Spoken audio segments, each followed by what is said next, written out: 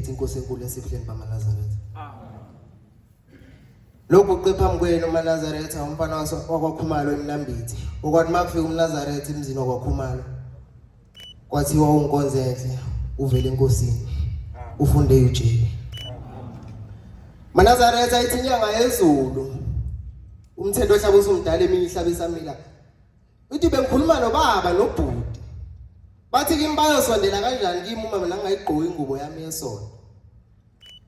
Ukuze uShembe akwazi ukusondela kithi maNazaretha engathi singamlambela uShembe asiphe leyo ndlela. Ngizoba mfishane maNazaretha kunensizwa ethi kwakuyidolobha laseThekwini.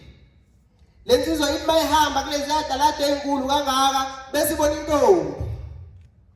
Yasicela ushwele. Ithi lensizwa mayifika kule ntombi ibika ukuthi yona ingumfo kabani ize ngani.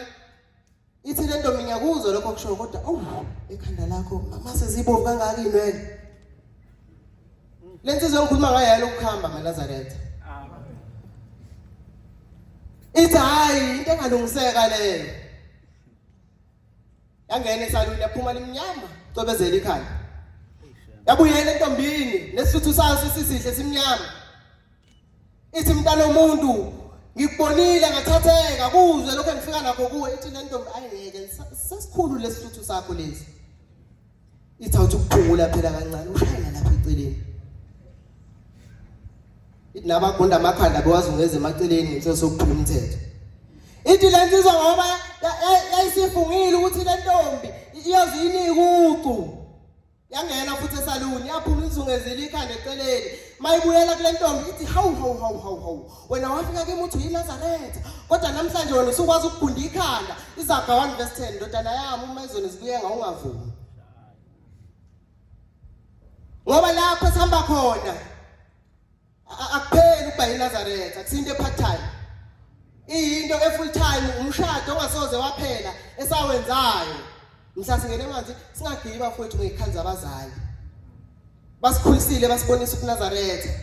Phothi nasibuthathi ngana sikhethe ngana. Ngoba uShembe siyambona uNkulunkulu. Ithi le ntombi ayi wena uyongishintshela nami ngelinye ilanga ngoba wena inqubo mgomo ophila ngayo awuyilandeli kulula ukuthi wena ukushintsha ukwenza kwakho. Usuligundile ikhaya. uShembe ngathi yangasipha indlela yokuhamba singaphambuka endleleni yakhe senzela abantu bomhlaba.